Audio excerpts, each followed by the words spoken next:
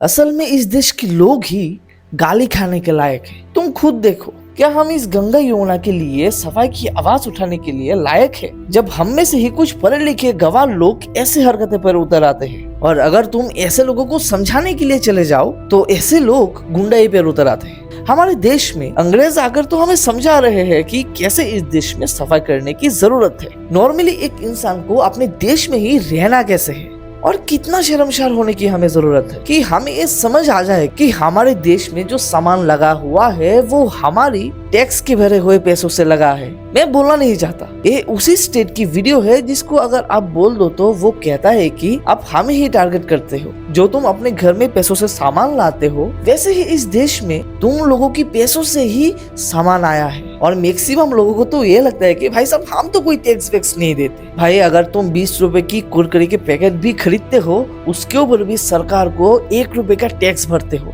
और अगर तुम 100 रुपए की एक सिगरेट के पैकेट को खरीदते हो तो 8 से लेके 10 रुपए का टैक्स तुम सरकार को देते हो। तो देश के अंदर जो तुम लोग नुकसान करते हो ना, वो अपना ही करते।